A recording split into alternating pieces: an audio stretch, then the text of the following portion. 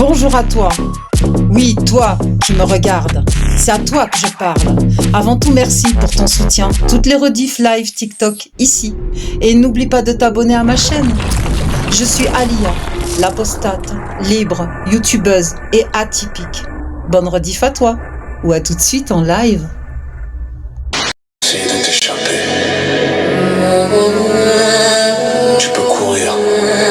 Tu seras rattrapé. Alia, c'est la chef de meute. Alia, c'est la chef de meute. Au cœur des forêts, une louve marche pas léger. Peu importe la neige et le froid, l'écart se réduit à chaque pas. Alia, c'est l'endurance. Alia, c'est la résistance. En dépasser le croix serré qui mord les textes sans pitié. La meute peut marcher, rien ne peut la stopper. N'espère pas la distancer, ni de ruse la tromper. Alia, Louve, Alpha, Louve en mission. Et chaque jour le fera. Louve en action. Alia, c'est la chef de meute. Alia, c'est la chef de meute. Alia, c'est la chef de meute. Alia, c'est la chef de meute.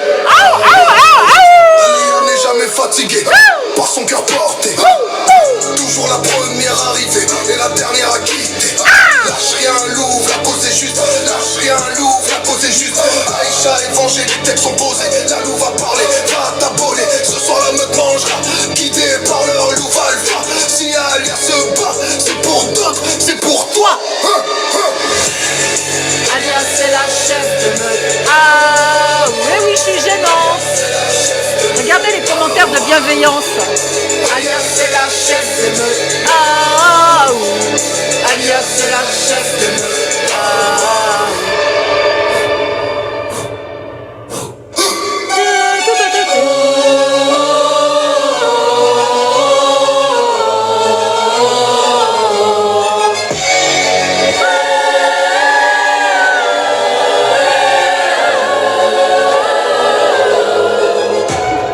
Je chante faux.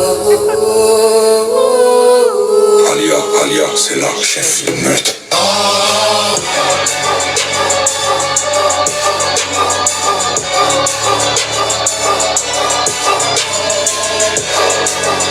Oh, j'ai peur, arrête, Allah, il me prépare quoi? Oh là là, c'est dépassé tout ça. C'est la chef de meute.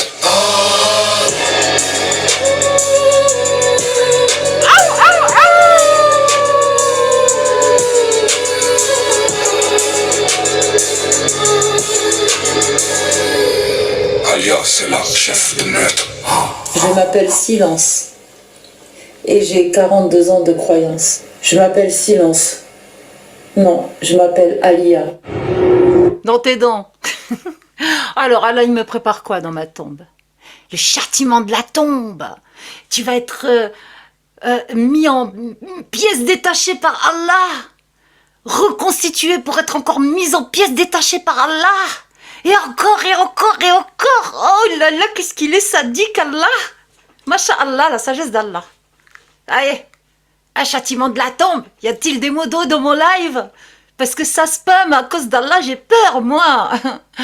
Et à mes créantes, tu vas voir ce qui va t'arriver. Oh là là, des menaces, dis donc. Alors, Abou Hak, 67. Petit rappel des règles, des lois françaises. Ah ouais, parce qu'à un moment donné, il faut remettre l'église au milieu du village et la mosquée au milieu du désert. Sachez que les profils anonymes qui intimident, menacent de M sur les réseaux, et puis t'es enregistré, le live est enregistré, tes commentaires sont vus dans le live, hein. Vous serez retrouvés par les forces de l'ordre, donc j'ai même pas besoin d'aller chercher ton profil, c'est bon, t'es grillé, t'es cramé. Donc ta tombe, ce qui va se passer dans le châtiment de la tombe, etc., je m'en branle littéralement. Moi je suis non-croyante, d'accord? Non, mute pas, non, non, non, parias, mute pas.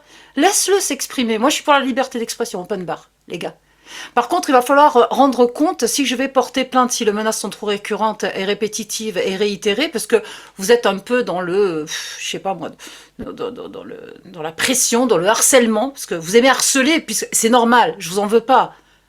Parce que Allah nous harcèle. Donc quand on lit le Coran, à chaque page, les mécréants, ils vont en enfer. Donc, je peux que vous comprendre, moi, le fait que vous deveniez vous-même des harceleurs. Vous suivez votre guide suprême, Mohammed et Allah. Il n'y a pas de souci. Par contre, la loi française, elle s'en bat les couilles de Allah. Donc, en fait, ce qui se passe, c'est que vos profils anonymes seront retrouvés. Vous serez convoqués par le commissariat. Au pire, vous allez être recherché chez vous si les menaces sont graves, mis en garde à vue, bien sûr, et ensuite traduit en justice au tribunal. Bon, mon avocate, après les 2 procédures qu'on a faites, n'attend que ça, parce qu'elle me dit jamais 203. Donc, si tu veux être le suivant, Abou Hak, yallah, vas-y, continue. Le live, il est enregistré, on t'écoute. Pas de souci, exprime-toi. Par contre, va falloir en payer les conséquences. Tu crains que Allah. Celle-là, je l'ai entendue pendant des années quand j'étais dans ta religion de paix et d'amour. Masha'Allah. Tu nous démontres vraiment que l'islam, c'est la religion de paix et d'amour, mon frère. Alhamdulillah. Il n'y a pas de problème, exprime-toi. Mais j'ai pas ouvert un live pour parler de ton Allah, parce qu'il m'a bien gonflé, quoi, tu vois. J'ai pas envie de parler de lui aujourd'hui. J'ai pas ouvert ce live pour ça. Nous allons attaquer le sujet parce que j'ai écrit un communiqué pour ne pas dérailler, me laisser emporter par mes propres émotions, parce que je reste quand même notamment un être humain où faut pas dire des gros mots à l'officiel. Abou Hak n'est pas un petit attaï, comme tu as mis, même TikTok, il a compris. Mais TikTok, vous comprenez l'arabe ou c'est comment? Enfin, des fois, je me pose des questions. Donc voilà, j'ai écrit un petit communiqué que je voulais exposer. Donc suite à un coup de fil que j'ai eu hier soir, donc d'une amie qui était en détresse. Donc une apostat, ça fait 1 an qu'elle s'est apostasiée de l'islam. Et elle était littéralement en détresse. Donc je vais vous lire mon petit communiqué, puis après je vais un peu plus étayer. C'est suite à une vidéo qu'elle m'a partagée. Donc je vais tout vous dire. Alors, suite à une annonce pour l'invitation de Sonia Zadig par Sophia pour une conférence au Club des Mécréants. Ok ? Sophia a subi des pressions qui l'ont mise en crise de panique. Quand j'ai eu les explications sur son état après 2 heures de conversation où elle était en larmes, j'ai visionné la vidéo où Ali Babal a mis des critiques sur l'annonce du Club des Mécréants. Et encore une fois, des critiques sur des passages du livre et non sur son contenu, vu que lui-même dit publiquement qu'il ne l'a pas lu. Il faut juste écouter les 30 minutes de sa vidéo, enfin de son live, que j'ai pris en rec et que je mettrai en accroché de ce live. J'ai pas envie de faire une réac, j'ai pas le temps. Donc j'en étais où, quoi? Non, je ne sais plus. Voilà, donc je voulais faire une réaction sur cette vidéo, je l'ai écrit, hein. Mais finalement je priorise mon invité. J'espère, Sophia, que tu viendras à mon invitation. Si tu ne viens pas, je t'en voudrais pas, ne t'inquiète pas, je t'en tiendrai par rigueur, je comprendrai. Tu as besoin de te reposer après ce que tu as vécu. Donc je relève juste un raisonnement erroné par le manque de critique objective sur la non-lecture du livre. Maintenant, j'ai bien rigolé dans leurs propos accusatoires. Je cite en résumant: « Apostasier de l'apostasie, c'est devenir un athée qui ferme sa gueule toute sa vie. » Propos d'Ali Babal dans son live que vous pourrez bien sûr apprécier puisque je vais mettre la rec avec cette vidéo. Qui démontre qu'il n'a rien compris. Ça, c'est mon avis personnel. Et là, je vais exprimer ce que je ressens au même titre que plusieurs personnes. S'apostasier de l'apostasie, c'est déjà justement se libérer. Libérer la parole étouffée par le genre de pression que vous exposez vous-même en public. Vous projetez vos propres tares sur les autres, sans vous rendre compte à quel point vous voulez faire fermer la gueule, je reprends les propos d'Ali Babal, à des apostats qui veulent parler de sujets en invitant par exemple Sonia Zadig. Par vos agissements, vous avez mis une apostat en détresse psychologique. Vous renversez ce que vous faites et ce que vous êtes sur les personnes. Votre égocentrisme frôle le narcissisme à outrance. Je sonne donc la cloche. La récréation est terminée. Fin de l'omerta. Le mouvement apostat, ce n'est pas vous Ce sont tous les électrons libres qui ne mettront aucun frein face à des gens comme vous qui cherchez juste à briller, la gloire et les lauriers. Donc là, je vais donner mon avis personnel, un peu concon, bien sûr. Donc continuez à batifoler sur les réseaux. On vous laisse construire des châteaux dans votre bac à sable. Et encore une chose, Amir, pourquoi s'est-il autant acharné sur Sonia Zadig? Je suis désolée, je me pose encore la question, je n'ai pas de réponse. Et je me pose réellement des questions, car il a été sollicité pour passer dans un média télévisé avec Sonia, par une tierce personne. Lui-même en a parlé dans un live de Zioclo. Je vous rappelle, petite parenthèse, depuis le 8, je suis en arrêt de maladie, j'ai été opérée, j'ai eu le temps de me mettre en PLS jusqu'à aujourd'hui pour regarder plein de rediff live. Donc c'est pour ça que je soulève le sujet en fait, tout simplement. Mais pourquoi Amir, avec la figure qu'il a sur les réseaux sociaux, n'a jamais été invité sur un média? Pourquoi donc? Moi, je laisse la question en suspens et je vous laisse réfléchir à ça. Voilà. Donc, ces personnes dont je parle aujourd'hui ont mes coordonnées personnelles. Pourquoi je dis ça? Parce qu'ils ne me font pas peur. Je sais, ils ont mon adresse, ma date de naissance, les prénoms de mes chiens, ils ont même les prénoms de mes gosses. Ils ont tout, hein. Ils ont tout. Mais pourquoi avoir peur d'eux, malgré qu'ils ont mes informations personnelles? C'est encore une question. Enfin, moi, j'ai pas peur. Si vous avez en privé voulu me mettre la pression, me faire flipper par rapport à ça, là, je vous montre que j'ai rien à craindre. Moi, je dis juste, ils ont mes coordonnées, quoi. J'ai rien à cacher puisqu'ils ont mes plaintes, les procédures, où il y a mon adresse, mon nom de famille, ma date de naissance, la totale, le pompon, la cerise sur le gâteau. Ensuite, Amir m'accuse publiquement de participer à un harcèlement contre eux ou contre lui. Puis-je SVP en avoir la preuve? Merci, parce que dans le live d'Alibaba, la règle que je vais reproduire bien sûr avec cet enregistrement, démontre bien qu'ils se demandent où on est passé, parce qu'ils n'entendent plus rien de nous. Ben, on est là. Ça me rappelle quand je faisais les gilets jaunes à l'époque où je faisais « Coucou Mani, c'est nous !» Donc merci, merci à vous. Vos méthodes d'inverser les rôles ne marchent plus en face, vous avez une horde d'électrons libres et nous nous tairons plus face à votre toxicité et vos méthodes islamiques bis. Vous avez quitté l'islam en gardant le logiciel. Vous avez le même logiciel. Manipulation, détruire des arguments, détourner une réalité, telles sont vos méthodes en fait. Maintenant, je vais dire une chose. Parce qu'il faut pointer ce qui nous fait chier, il faut être factuel, réaliste. En tout cas, pour ma part, moi je ne suis pas humaniste, parce que si c'est ça l'humanisme, l'exemple de l'humanisme, moi je suis réaliste. Mais les choses, en fait, qui sont critiquées à Sonia Zadig par rapport à son bouquin, j'ai trouvé aussi des critiques un peu personnelles, quoi, des pics personnels face au personnage.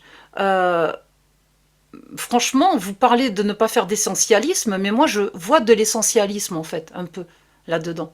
Vous essentialisez, en fait. Vous faites des conclusions en lisant 2 mots ou 2 phrases, au lieu de lire le contenu. C'est affligeant. C'est ce que j'ai remarqué en communication depuis des années. Les gens piquent 2 mots, 2 phrases, ne lisent pas toute la page, ce qui fausse une analyse en fait du contenu. Parce que ce qui compte, c'est le contenu, c'est le message qui doit être passé. Donc, il faut lire tout le livre pour avoir une critique objective. Et non pas 2 mots, 2 phrases, et dans un communiqué, s'arrêter à juste « Ah non, ça me convient pas, ça me convient ». Ce que vous avez fait là, dans votre live, concernant le club des mécréants, concernant Sophia, c'est vraiment lui mettre un coup de pression. Et ça, c'est dégueulasse. Et ça, il faut le dénoncer. Ce sont des méthodes qu'on n'accepte pas. Que je n'accepte pas. J'ai écouté Sophia pendant 2 heures qui était en larmes. C'était une femme qui était en souffrance psychologique grâce à vous. Elle a fait une crise de panique avant sa conférence avec Sonia Zadig. Ça ne s'est même pas vu parce que sa conférence, elle a été excellente. Donc, échec. Votre pression, vous savez, vous pouvez vous la mettre maintenant au derrière parce que ça ne marche plus. Voilà. Elle a pris de la force. Vous auriez fait ça il y a un an, vous l'auriez complètement ruinée, elle n'aurait même pas fait sa conférence. Sauf que là, ça fait un an qu'elle a quitté l'islam. Ça y est, elle a pris du bagot, elle s'est renforcée. C'est une femme forte, Sophia. Ne croyez pas qu'elle soit faible. Maintenant, je vais parler d'un aspect positif. On m'a déjà posé la question, des journalistes m'ont déjà posé la question, avant que je passe à Sud Radio. On m'a demandé, peut-être que vous n'êtes pas d'accord avec Majidou Kacha ou Jack le Fou. Ou... Alors là, j'étais époustouflée par la question. J'ai dit, mais chaque personne qui a le cran et le courage de s'afficher pour critiquer le dogme islamique, critiquer l'islam, déballer les textes en public, aller faire des micro-trottoirs pour parler d'islam, aller militer par n'importe quel moyen en s'affichant, mais n'est pas du tout, pour moi, à mon sens, critiquable. Parce que déjà, il a le courage et le cran de le faire. D'une. De deux, chaque personne est différente. On n'est pas tous Ali Babal, on n'est pas tous Samir, on n'est pas tous Cassius, on n'est pas tous Jack le Fou, on n'est pas tous Majidou Kacha. Chacun a sa personnalité propre de ces personnages que je viens de citer, autant que nous sommes tous différents. Il n'y a personne qui pose son diktat sur personne pour aborder l'islam, la critique, et au niveau des méthodes, Jack t'as la tienne, moi j'ai la mienne, Ali Babal la sienne, Amir la sienne, Cassius la sienne, enfin, chacun fait comme il peut, comme il veut. Pour moi, je n'ai rien à dire. Parce qu'en fait, chaque débat est nécessaire. La critique de l'islam est nécessaire. Ali Babal, tu as dit que le travail que tu fais n'est pas nécessaire par rapport aux arguments de Sonia Zadig. Faux. Sonia Zadig a sa façon à elle de faire. Elle ne va pas faire comme Ali Babal parce que ça gêne Ali Babal qu'on dise que critiquer l'islam, c'est pas son truc. Si elle n'a pas envie de critiquer l'islam, c'est son problème à elle. Elle a envie de soulever une autre problématique qui te dépasse peut-être par ton manque d'assiduité du fait que tu n'aies pas lu tout le bouquin. Mais ceci dit, tu fais de l'excellent travail. Par rapport à la critique que tu amènes, les lives que tu fais et tout, franchement, c'est le top. Mais quand tu débordes et que tu veux débunker ou attaquer un autre sujet, excuse-moi, mais là, franchement, tu pars en cacahuète. Tes arguments sont caducs. Je suis désolée, c'est nul. T'as rien compris. Il y a parfois où tu as du mal à comprendre, en fait. Peut-être par égocentrisme, tu ne te rends pas compte, parce que, attention, il y a un truc que j'ai détecté aussi. Les réseaux sociaux développent parfois certains comportements qu'on n'aurait peut-être pas dans la vie de tous les jours. Il y a une addiction aux réseaux sociaux et le fait d'être addict peut parfois vous faire perdre pied aussi. Et c'est pour ça qu'il faut allier réseaux sociaux et la vraie vie. Je veux dire, si vous voulez ne pas perdre pied en restant dans une bulle enfermée où vous faites que ça, derrière un écran, prenez le téléphone, allez dehors. Portez vos couilles jusqu'au bout. Allez parler d'islam dans la rue. C'est possible. Adela l'a fait, à ses risques et périls. Elle en a bavé à Châtelet. Et je peux te dire que cette meuf, elle a des couilles. Moi, je l'ai fait aussi. Je vais encore le faire. Je vais aller me balader dans les rues de ma ville ou d'une ville d'à côté et tout. Si je prends une targette dans la tronche, je la prendrai, c'est pas grave. Mais je lutterai, je continuerai à lutter pour préserver ma liberté d'expression. Et ce que vous faites en critiquant l'islam, c'est très très bien, parce que vous avez la même lutte que nous, notre liberté d'expression. Mais parallèlement à ça, ne vous permettez pas d'aller mettre la pression à des apostats qui veulent on va dire, faire les choses ou dire les choses, mettre en place une conférence, inviter un personnage qui ne vous convient pas, mais qu'est-ce qu'on s'en bat les couilles que vous aimiez pas Sonia Zadig. On fait ce qu'on veut, on soutient qui on veut. Vous n'avez rien à dire. Vous n'avez rien à dire. Elle n'a même pas fait sa conférence que vous faites 30 minutes de critique sur l'annonce du club mécréant. Franchement, mais c'est incroyable. Vous allez attaquer combien d'apostats encore? Ça va s'arrêter quand? Parce qu'au final, quand on lit le bouquin de Sonia Zadig, avec vos comportements, vous lui donnez raison. Donc stop! La cloche a sonné. Il est temps de retourner en classe. La cour de récré, c'est terminé. Et je m'arrêterai là.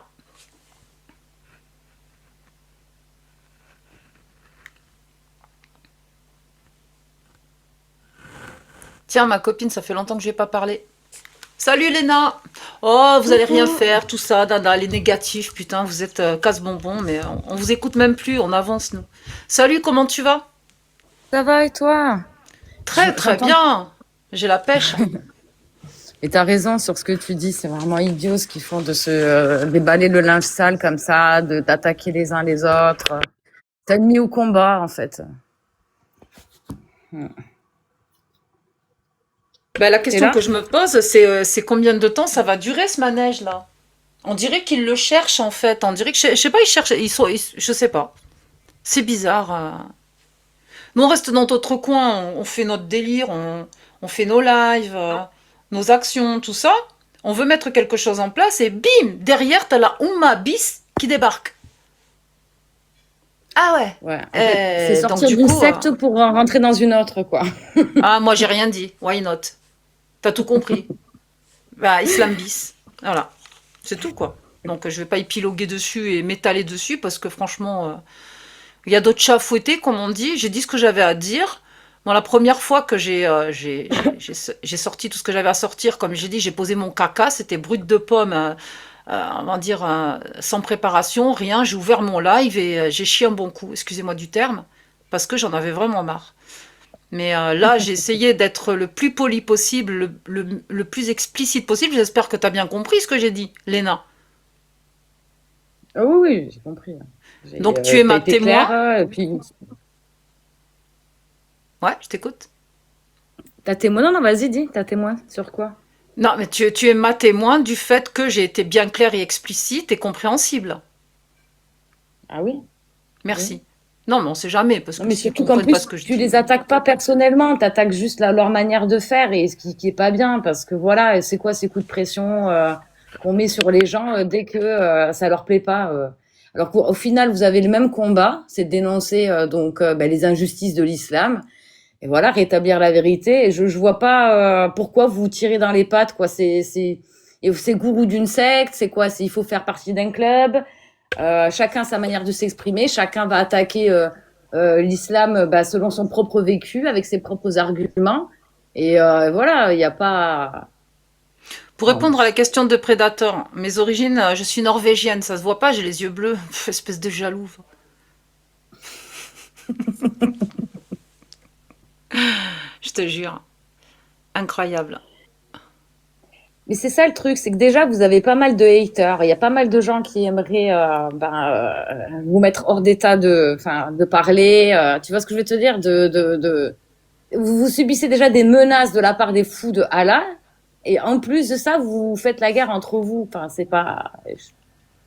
Moi, je veux C'est pas de guerre, en contre-productif. fait. Voilà, je veux pas de guerre, mais je suis désolée, moi, je l'ai vu comme une déclaration de guerre, je suis désolée. Faut appeler un chat un chat.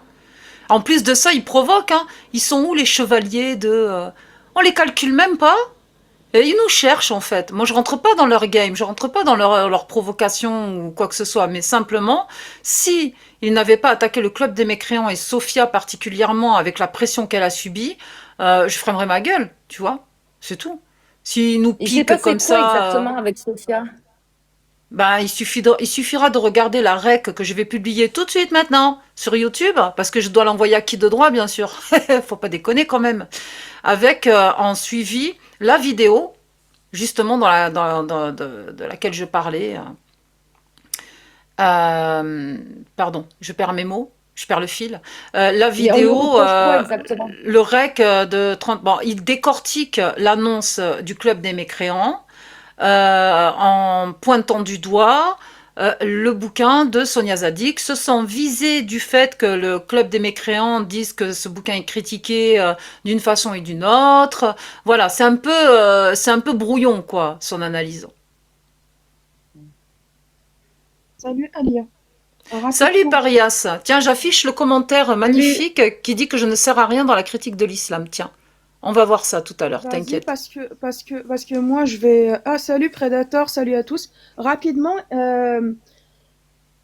en fait, l'harcèlement envers moi a été littéralement acté de la part de Casus. Et donc les suiveurs, je te le dis, hein, à l'instant, il y a un gars qui s'appelle Malik. C'est un Afghan, ok? Apostat, ok? Il est passé hier sur mon live, etc. J'ai demandé à... En fait, ils sont tellement matrixés. Oui, l'humanisme, c'est qu'on va attaquer tout le monde qui n'est pas d'accord avec nous, apparemment.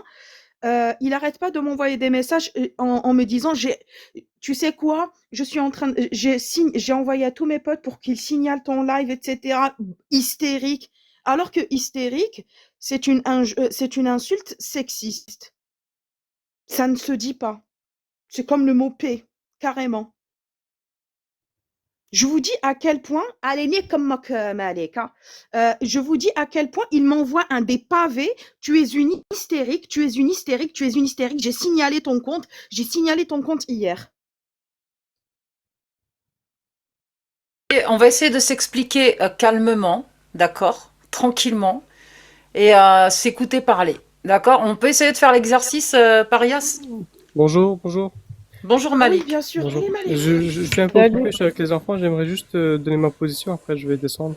Bien sûr, on t'écoute. Ok. Donc voilà, j'étais en train de scroller, puis j'ai reçu un message de Paria, elle me dit, viens écoute ici, petit mouton. Et j'ai pas apprécié Oui, le parce truc, que j'ai sur dit- l'autre compte, tu m'as pas envoyé quelque chose, Malik, espèce de menteur. Non, mais c'est pas Gentiment, avec- non, mais est-ce qu'on peut s'expliquer comme deux adultes proprement? Voilà. Là, il y a eu des invectives personnelles entre vous. Maintenant, en live, ça serait bien de s'expliquer avec des propos entendables, s'il vous plaît. Et calmement, calmement. Je sais que c'est difficile l'exercice, mais essayez de faire les choses calmement. Reprochez-vous ce que vous avez à vous reprocher, sans vulgarité, s'il vous plaît. Ça serait cool. Je vous remercie. Très bien, Mais c'est attends, l'anniversaire est-ce que... de Non, mon fils, Malik, je vais laisse-moi juste... expliquer d'abord parce que c'est toi Bah qui alors, es je vais venu voir en repasser après premier. si je peux pas parler. Allez, d'accord, c'est pas grave. Bref, j'explique d'abord, après tu vas parler. Hier, j'ai fait un live sur l'Iran, tu le savais Non, très mais je bien peux pas maintenant. rester, je voudrais juste C'est donner pas ma grave, position, après je vais... tu reviendras après. Pas grave. Sinon, Ok, moi, je j'ai les repasserai messages après, que tu as merci. envoyés. Mais Il n'y a c'est pas pas de la peine problème. de parler de moi, Il n'y a pas de problème. C'est pas la peine de parler de toi alors que j'ai les messages privés. mais ne me mute pas, s'il Hier, te plaît. laisse-moi parler alors. On arrête, Parias. Est-ce Bon, qu'on c'est peut pas le grave, laisser bonne journée parler? malgré tout. Non, Malik, non, Parias, s'il te plaît. Coupe ton micro, s'il te plaît. Voilà. Moi, je voulais qu'il parle, en fait. Je sais que c'est les femmes d'abord, mais je voulais qu'il parle, Parias. Mais en fait, je voulais juste Spacey. expliquer la situation. S'il te plaît. Oui, d'accord, mais comme il n'avait pas le temps, moi, je voulais qu'il parle, parce que maintenant, c'est plus la peine de parler. Il va signaler ton live. Non, il va rien signaler du tout. Il va rien signaler. Non, il a partagé le live. Donc, il est pas là. Non, Spacey, il est pas là, on parle pas. C'est bon, t'as dit que tu t'es senti harcelé par Malik, je l'ai entendu, il n'y a pas de problème. Maintenant, on parlera quand il aura le temps de monter et on va le faire calmement, d'accord? Moi, je veux pas de règlement de compte, parce que là, vous avez une affaire personnelle que vous avez réglée en privé. Donc maintenant, si publiquement, il te traite d'hystérique ou quoi que ce soit, il n'y a pas de souci. D'accord? D'accord, il n'y a pas de problème. Moi, je suis montée rapidement pour poser une question aussi. Je m'en fous sérieusement que les gens me disent mais elle est pas normale. Se faire traiter d'hystérique et venir me dire littéralement que je suis une hystérique, que je ne sers à rien, etc. Et qu'il a envoyé. La chaîne YouTube d'Alibaba, là. Ah, franchement, excellent. excellent. Roro, il est 11 sur 10. Hein. Franchement, c'est un allié de l'ombre incroyable. D'ailleurs, il cherche même pas à être visible. Hein. Il nous demande de le partager. Il m'envoie tous ses threads. Il est, Oui, totalement. il est passionné de notre combat, de mon combat, et je l'apprécie vraiment. Hein. Il est aussi efficace que moi. Voilà, moi je suis l'avant, lui il est à l'arrière. Alors, signe de la fin des temps, pourquoi il fait froid? Donc en gros, il expliquait que le froid et le chaud, c'était à cause de l'enfer qui éternue. C'est pas parce qu'on a des explications scientifiques, météorologiques du froid que c'est pas Allah qui fait le froid. Donc voilà, ignorer les faits et tout ce qui arrive, c'est Allah. Et c'est d'ailleurs grâce à Allah qu'il fait surtout froid là où il fait froid et qu'il fait chaud là où il fait chaud. Voilà en gros le résumé du début. On va finir la vidéo. Ah merde, j'ai pas mis le son. Il n'y a pas le sens. Juste avant que tu la mettes, Ouais. je voulais vous dire, passez une bonne soirée les amis, bonne continuation de live. Je dois honorer mon rôle de jackiste. Donc il y a Jack qui lance... Attends, avant que côté tu ailles YouTube. chez Jack, alors faisons celui-là d'abord avec Sonia Zadik. Oui, Reste 10 ça minutes. m'intéresse, ouais. On fait ça et comme ça, tu peux y aller et on fait le reste. Mais oui, c'est vrai que tu es soumis au gourou Jack, donc tu es obligé d'y aller quand t'appelles. Alors, il y a le club de mécréants, qui est un Discord d'apostats. N'hésitez pas à y aller si vous avez envie de parler à d'autres apostats, qui est un peu comme le cercle des apostats. C'est juste un autre son de cloche.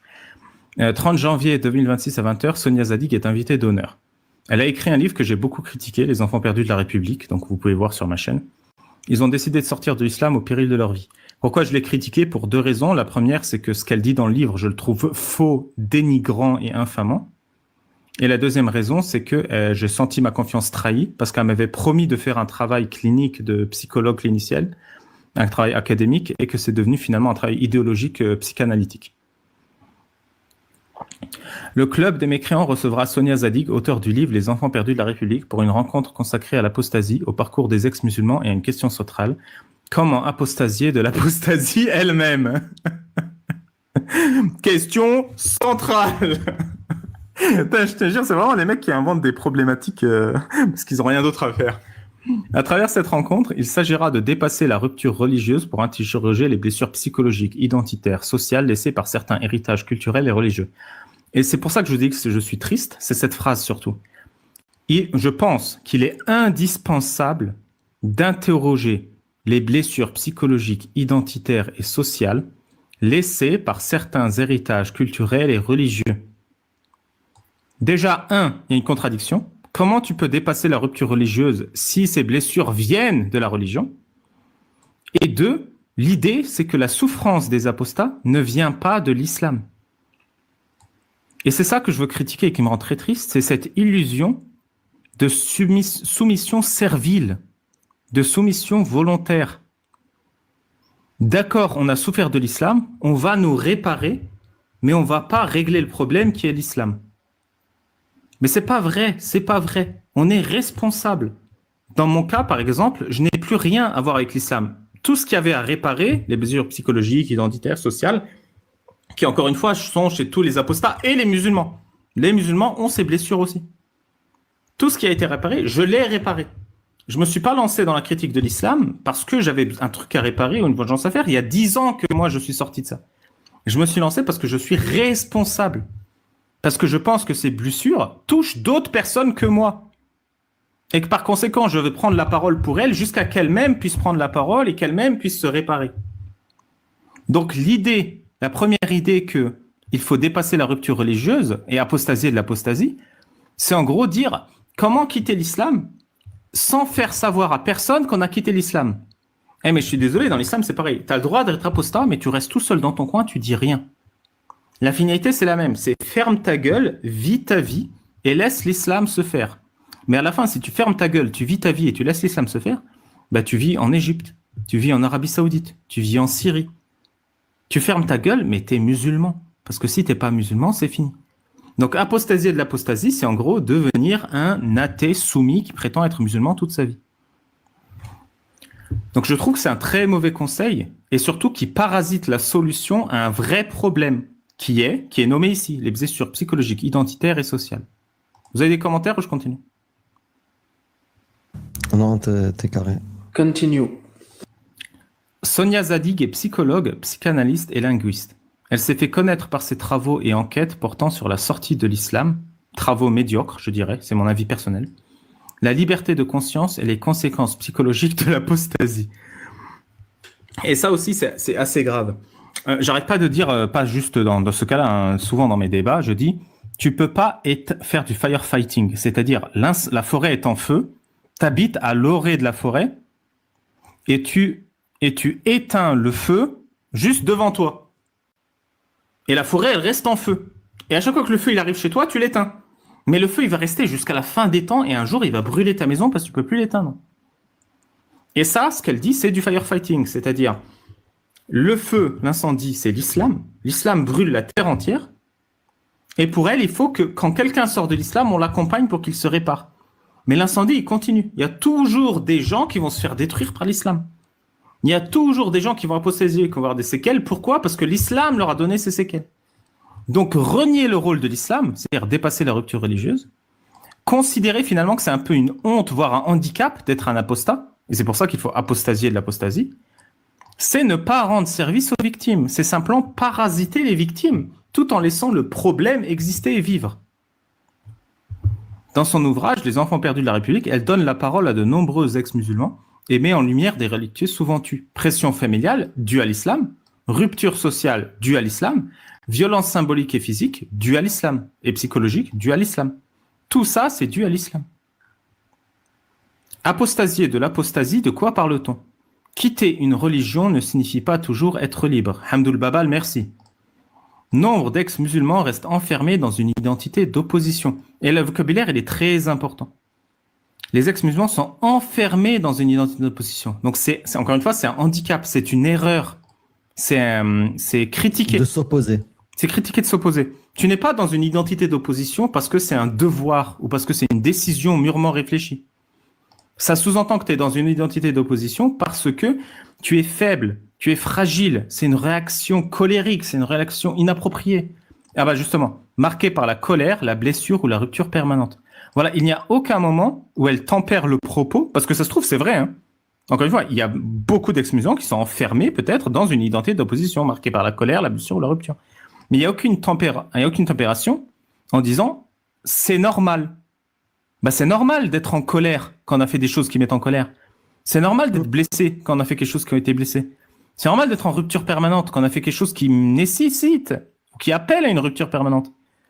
Et c'est aussi une responsabilité. On a une responsabilité, on n'est pas là pour rigoler. Et donc, cette méthode qui consiste à dénigrer finalement ceux qui s'opposent à l'islam, c'est ça que j'ai ressenti moi en lisant le livre de Sonia. Et c'est pour ça que je suis outré.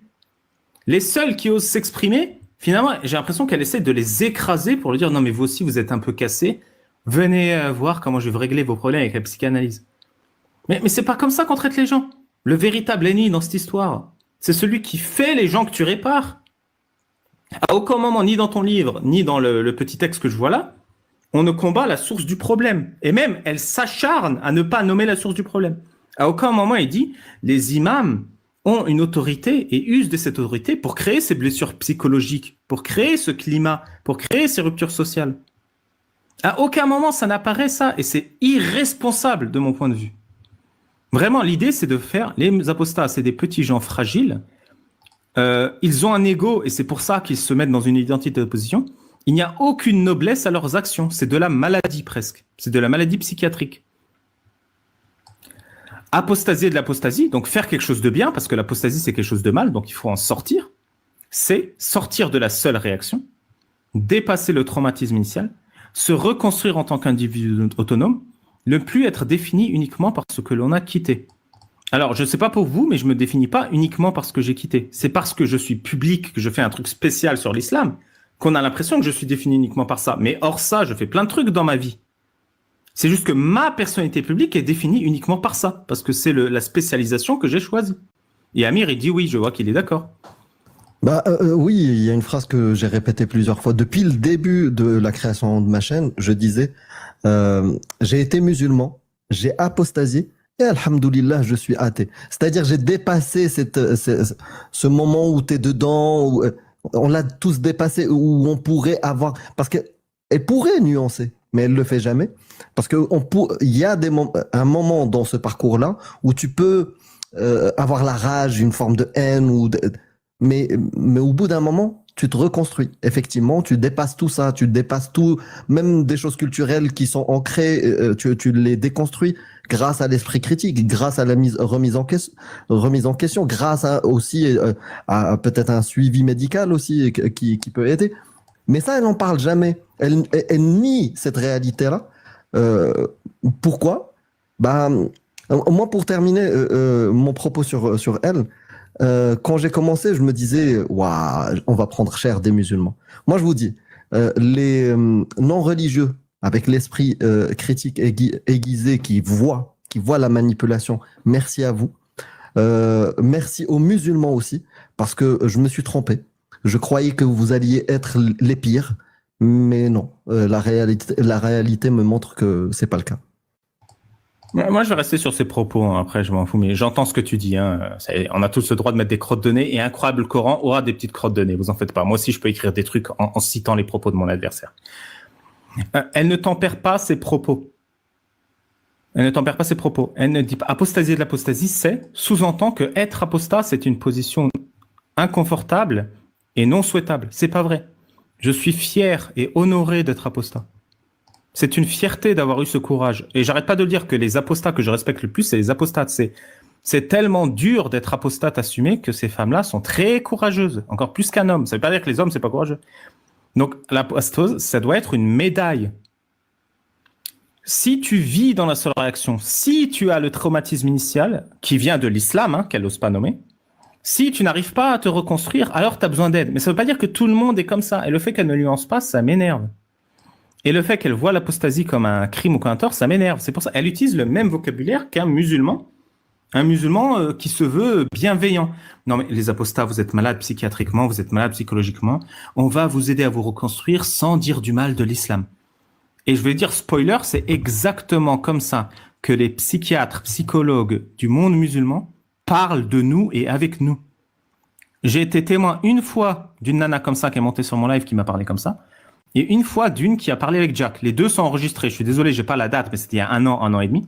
2 fois. On va psychiatriser les apostats quand on peut pas les décapsuler. On va les psychiatriser. Tu es mal, ton père te touchait quand tu étais petit, nanana, nanana. Ils parlent comme ça et c'est des professionnels de santé. Ils parlent vraiment comme des pros de santé. Elle a le même discours qu'eux, elle s'en rend pas compte.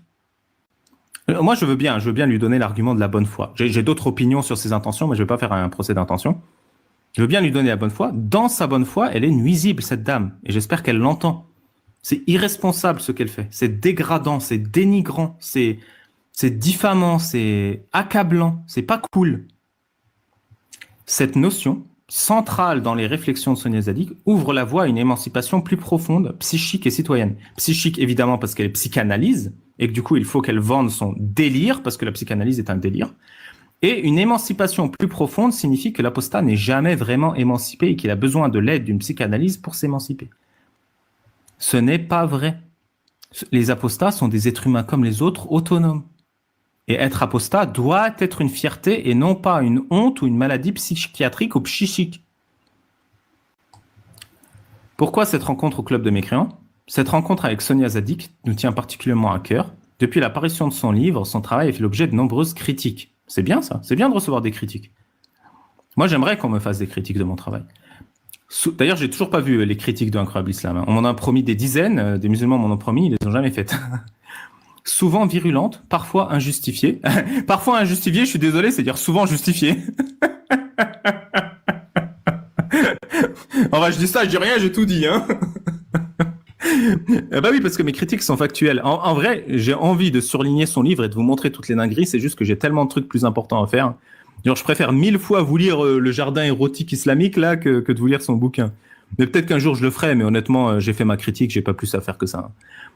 Pareil. Elle fait son chemin, bonhomme de chemin. Maintenant, je réponds juste à ça parce que, voilà, je réponds sur les arguments. Ouais, bien au-delà de son approche psychanalytique. Bah, c'est bien, Tu pourrais donner une ou deux critiques injustifiées, par exemple. Moi, j'aurais illustré. Certaines réactions donnent le sentiment que le livre a été mal compris, mal interprété, voire mal lu. Et j'ai toujours dit, et là, je sais pas si vous l'aviez vu venir, Amir Akadossim, c'est toujours un problème de contexte et d'interprétation. Bien sûr. Toujours. C'est juste une histoire de contexte. D'ailleurs, j'aimerais vous dire que le Coran donne le sentiment que le livre a été mal compris, mal interprété, voire mal lu. C'est fou comment on peut mal interpréter des propos clairs. Ça j'ai jamais compris.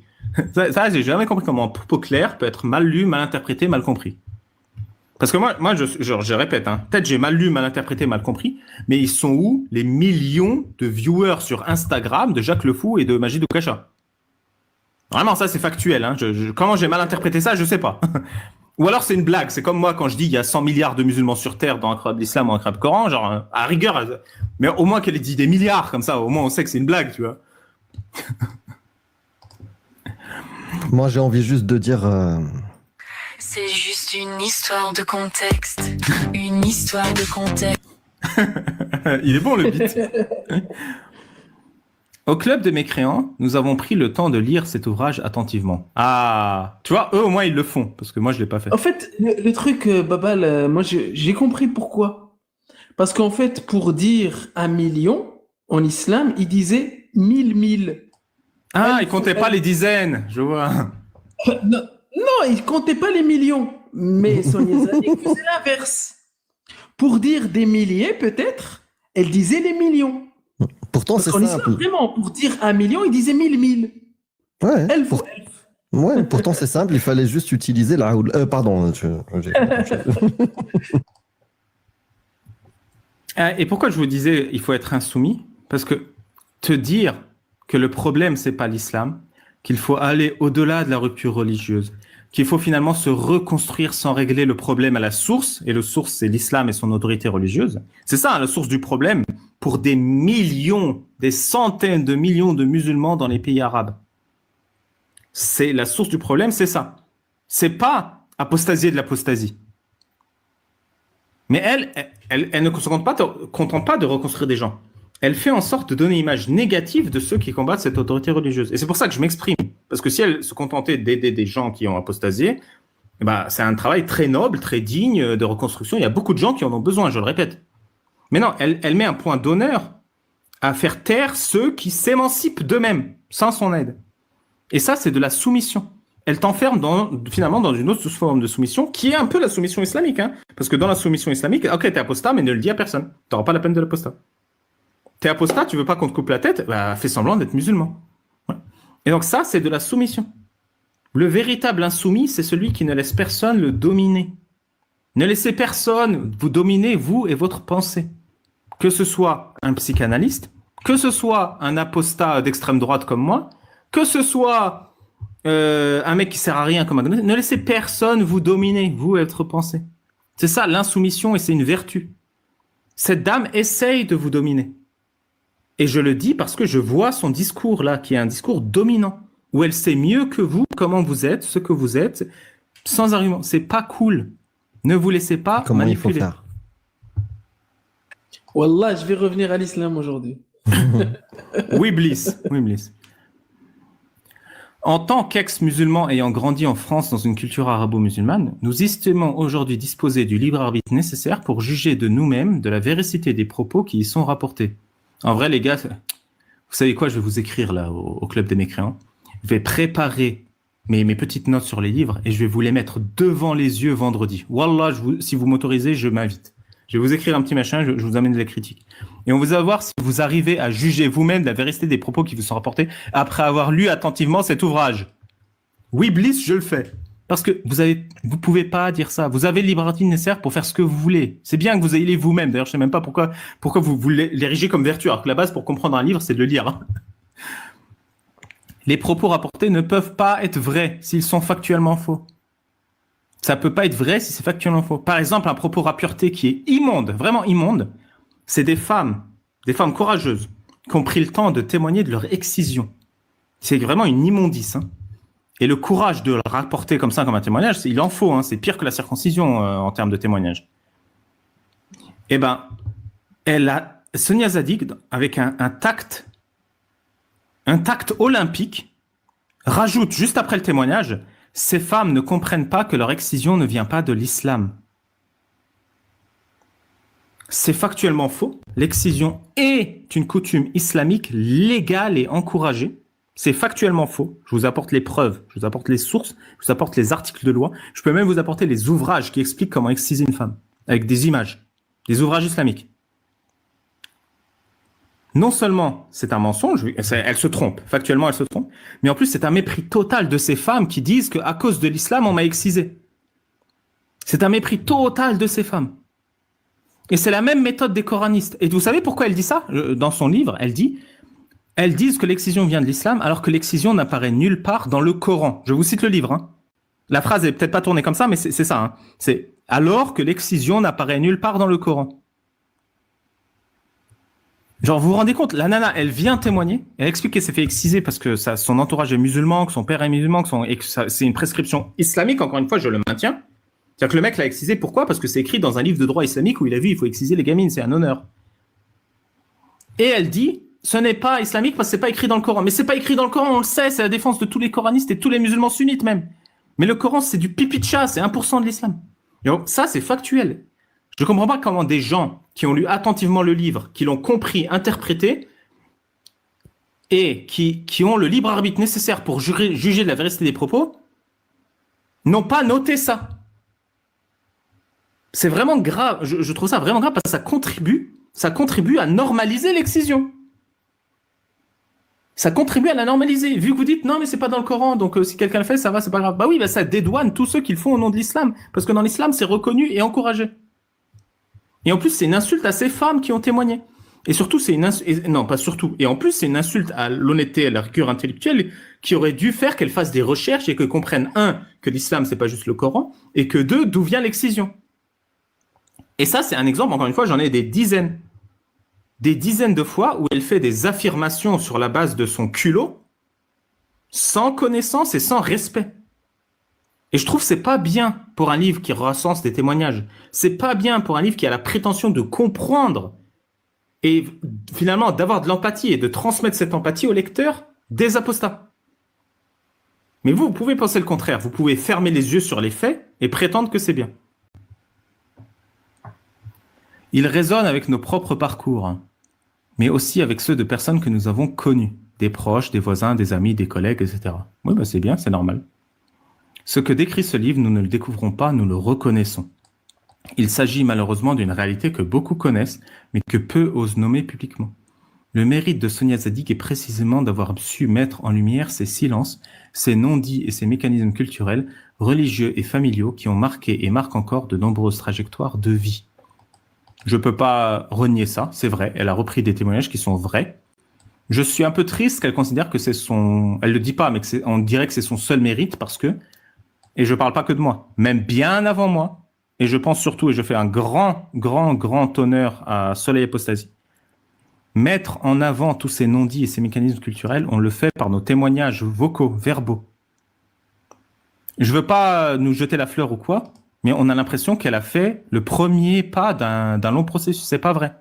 Beaucoup de gens, et encore une fois, oubliez-moi dans l'histoire, ont fait ce travail. Et font ce travail. Et continuent de faire ce travail. Et au moins, ce travail-là, il est étayé par la preuve audio de ces personnes-là, de leur bouche, directement. Ouais, c'est enregistré. On n'a rien modifié. On n'a pas le loisir de modifier. On n'a pas le loisir. C'est leur parole exacte. Ça ne veut pas dire que c'est mieux ou moins bien qu'un livre. Moi, j'attendais avec impatience ce livre, vraiment. Mais je trouve ça un peu triste. En tout cas, moi, je ne peux pas parler de tous les témoignages, mais le témoignage d'Omar, il est fou. Voilà, parce que c'est Zorro et je le connais, ce mec-là.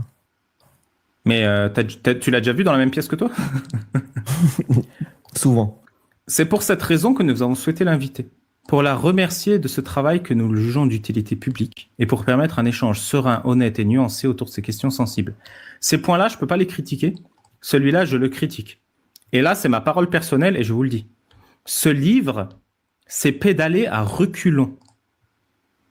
Moi, je ne parle pas de cause apostate. Il y a des gens qui se sont inventés une cause apostate qui ensuite font un délire à partir de c'est pour la cause, c'est contre la cause. Je ne parle pas de ça. Mais si vous voulez rendre service aux apostats, ce livre n'est pas un service rendu. C'est un service rendu à l'islam.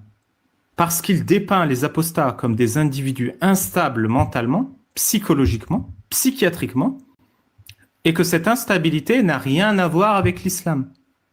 Votre instabilité à cause de l'excision, rien à voir avec l'islam.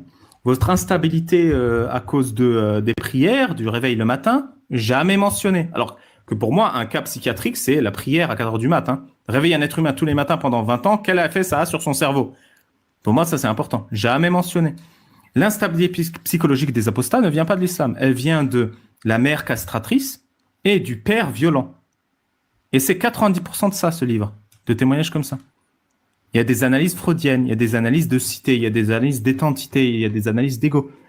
Ça présente les apostats comme des gens malades indépendamment de l'islam. Ce n'est pas un service rendu aux apostats, même si vous avez l'impression que vous vous reconnaissez, ou que ça vous permet de mieux vous apitoyer sur votre sort, ou que vous avez l'illusion de comprendre pourquoi vous ressentez ce que vous ressentez. Ça, c'est mon avis personnel. Ça se trouve, je me trompe, et ce livre est un service rendu. Mais je ne pense pas que vous décrire comme des malades mentaux est un service rendu. Peut-être que c'est le cas, parce que le premier pas vers la guérison, c'est le diagnostic. Donc peut-être que le diagnostic, c'est qu'effectivement, je suis un malade mental et que c'est pour ça que je suis dans le déni. Mais ça m'étonnerait. Voilà, ça m'étonnerait. J'ai de bonnes raisons de penser le contraire.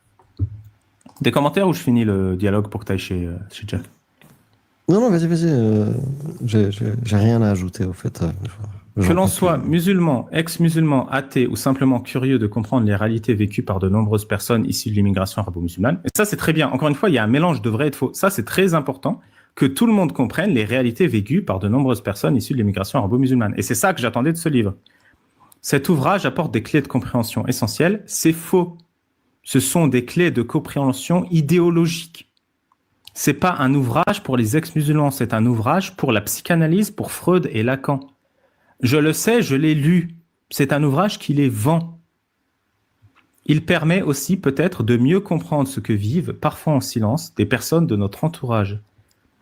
Recevoir Sonia Zadig au club des mécréants, c'était donc avant tout un geste de reconnaissance. Franchement, c'est une bénédiction cette femme. Heureusement qu'elle nous est tombée dans les bras. Loin des caricatures et des procès d'intention.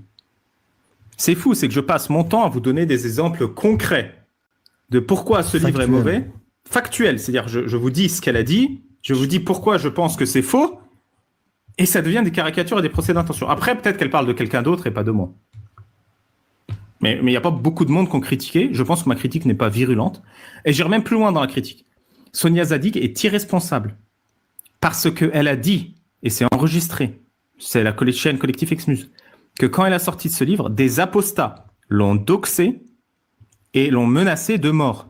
Des apostats l'ont doxé et l'ont menacé de mort. Et Régulus a fait des menaces de mort, vraiment. Elle a fait oui, ça va jusque-là. Et alors qu'elle sait, elle a fait une étude quand même de 2 ans, elle a interrogé des apostats, elle sait le risque que c'est d'être un apostat. Il y a un apostat qui la menace de mort et la doxe, et elle nous dit pas c'est qui, pour qu'on s'en méfie. Clairement. Je trouve ça d'une irresponsabilité monstre, premier degré. Alors dites-moi, est-ce que ça c'est une caricature ? Est-ce que ça c'est un procès d'intention ? S'il vous plaît, Madame Zadig, je le dis premier degré, si jamais quelqu'un demande cette vidéo, dites-nous qui est l'ennemi parmi nos rangs. Quelqu'un qui menace de mort, mais procès direct. On parle de menace de mort. Procès. Il faut le traduire en justice. Même vous voulez pas faire le procès. Moi, je porte plainte. Donnez-moi la capture d'écran. Donnez-moi le mec. Clairement. Ouais. Moi, je le fais à votre place. Je prends les frais à moi. Je fais, je sais pas, il y a pas, après 3 mois ou un truc, il y a pas, comment on dit, c'est plus valide. Non, pas dans ce cas-là, non. Non, mais genre, dites-nous c'est qui, que je le fréquente plus, que je le vire, que je le bloque. Je sais pas, genre. Et là, je deviens paranoïaque parce qu'il y a un potentiel assassin parmi nous et je sais pas c'est qui. Prescription, voilà, merci. Recevoir Sonia, c'est de loin des caricatures et des procès d'intention. Et j'aimerais savoir, parce que j'ai dit au début que la critique c'est important, où sont mes caricatures et mes procès d'intention ? Encore une fois, peut-être c'est pas moi qui ai visé et du coup... Voilà.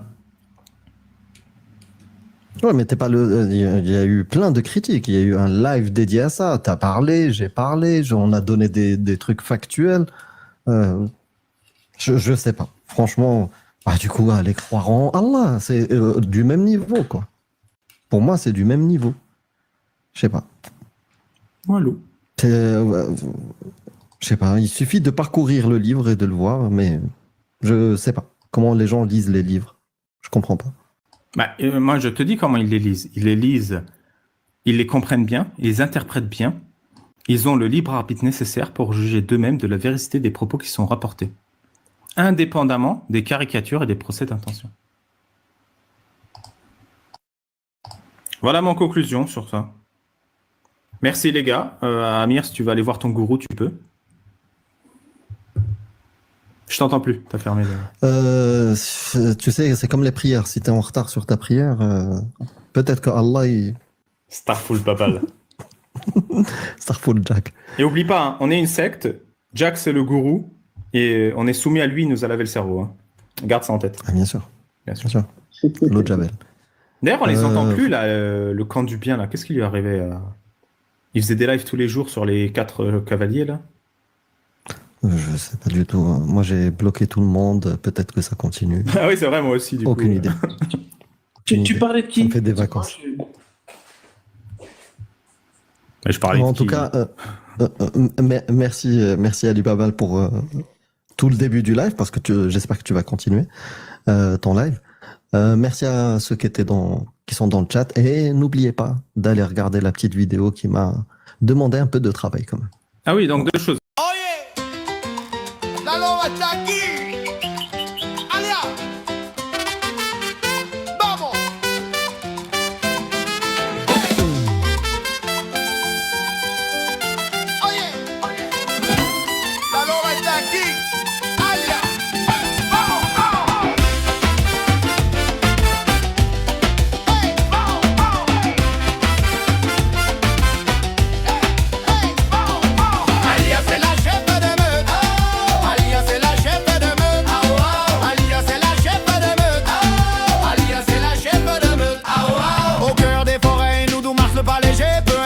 neige et le froid, l'écart se réduit à chaque pas. Alia c'est l'endurance, Alia c'est la résistance. En débat c'est le croix serré qui mord les textes sans pitié. Ne te